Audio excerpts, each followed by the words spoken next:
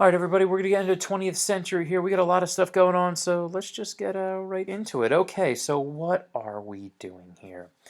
The 20th century was a time filled with massive change in a frighteningly short period of time. Think about it. We went from traveling on horses, or if you were lucky, in a buggy, to landing on the moon in 69 years. That's absolutely absurd.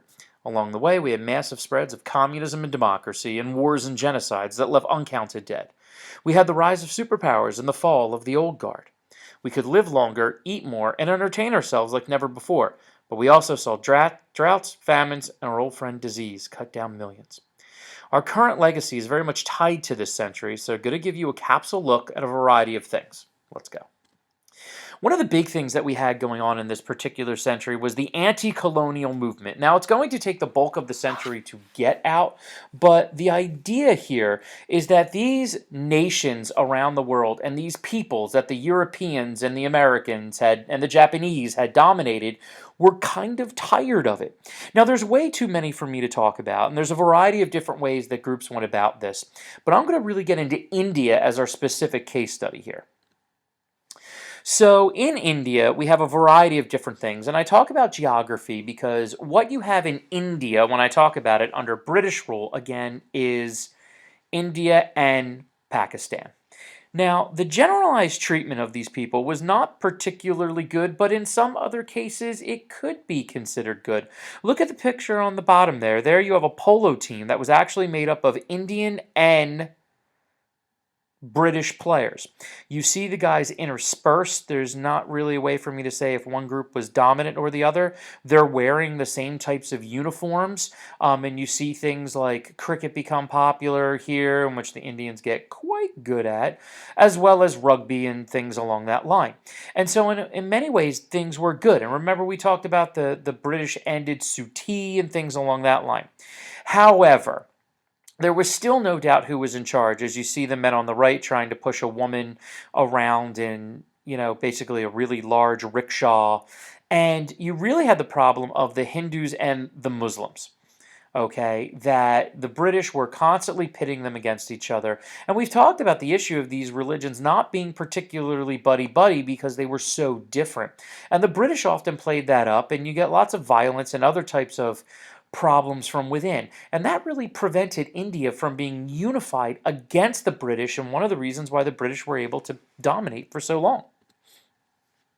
But that will change with a man by the name of Mohandas Gandhi, also known as Mahatma Gandhi. Now you see him on the right there. That's a young Gandhi, and a young Gandhi was an educated man. He spent 25 years in England and South Africa, where he actually fought apartheid. He was able to get very well educated. But it was that education which was very interesting. That was kind of what made it different for him. When he was educated, that exposed him to the freedoms that the people of Britain had that he did not. And so what became his goal over time, especially after experiencing apartheid in South Africa, was that India needed to become free. But the way that he was going to do it was the use of ahisma, and that is the idea of nonviolent revolution.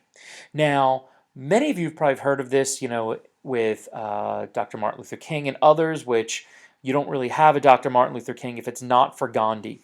The key thing of ahisma is nonviolence in all occasions. Not only the idea that you don't harm someone else, but if someone is going to harm you, you're not going to fight back. That you are going to be tough. That you are going to accept that violence as part of the solution. And think about it. If you see two people fighting, you might want to know what's going on, but you might not really ever step in. If you see one guy beating another guy to almost death and that other person isn't fighting back, you might try to intervene and you might want to know exactly what's going on. And so the idea of this ahisma is to draw attention to what's going on. And what goes along with ahisma is civil disobedience, which many of you know, which is the breaking of unjust laws, but again in a peaceful way. And probably the most notable was the Salt March, which happened in the 1930s, and the idea that I'm going to jump here. This is a picture of that. That for years and years and years, in the salt flats of southern India, that Indians would be able to go down there, get the salt that they needed, perhaps even get some and sell it. Well, the British, of course, monetize everything, so they took control of it. And this was a march down to the salt flats to gather salt to resist the British. And Gandhi starts garnering worldwide attention for these efforts. Now, there was another guy, however, Muhammad Ali Jinnah, that did not necessarily disagree with Gandhi, but disagreed with the idea of what Gandhi was trying to say. Because of the efforts of Gandhi, Britain passes the India Act. And the idea of the India Act was that India would be a self-governing state, kind of like Canada, with a bicameral legislature, but India would then have Britain as the executive branch, or the parliament in India, or not in India, I'm sorry, the parliament in England would be the ones that still control India. And Muhammad Ali Jinnah did not like that, and that was not his goal. The other issue he saw, and you see him a picture up here on the right with Gandhi, and you see, I think he looks a little uncomfortable there, is that Jinnah is a Muslim, and he does not feel that India can ever truly be united, that divisions between the Muslims and the Hindus are too great. Whereas Mahatma Gandhi was trying to fight more for a unified India. They just didn't see eye to eye. They both believed in peaceful resistance, but they just didn't see kind of the way that it should go. Jinnah wanted to have two states created, one for Muslims, one for Hindus, as well as still breaking away from England. And as you can see here on the bottom, any idea of a united India could never have worked, and in my judgment, it would have led us to a terrific disaster. Now, in the end, Britain is going to pull out. Now, they're not going to pull out until after World War II, but they're still going to pull out. And so Gandhi was tremendously influential in this, and really was the one that put the pressure on Britain to be the ones that have to leave, okay? However, in 1947, Gandhi would be assassinated, and that is actually a picture of him shortly after he was shot, and his assassin over here. Sadly, he was assassinated by another Hindu because he being Gandhi, believed in the unity of both people, Hindu and Muslim. This other guy didn't like it, and it was pretty bad. In the end, what does India do? India meaning the larger entire area I was talking about. You get a split.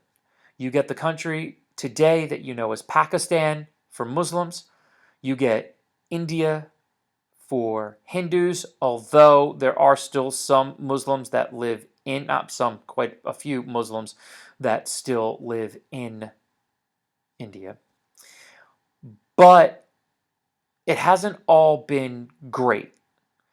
Yes, these nations broke free, and they were able to rise up without massive rebellion, loss of life, lots of death. That's great. However, the negative aspect here is that India and Pakistan have gone on to have wars numerous times. They both have nuclear weapons. They constantly fight over a part of the world known as Kashmir that has really a lot of natural resources and stuff like that, but it has caused this stress. Now, more modern day India, things have gotten a little bit better between them and Pakistan. Believe it or not, they get a lot of their aggression out through sports like cricket and field hockey. However, it was still a remarkable run, and with India being able to break away in this post-World War II time, you're going to see India is going to inspire so many other movements and so many other groups to try to break as well. Okay, and we're going to continue to get into those in my next video, but make sure you get your comments and questions on this, and we'll talk about it in class.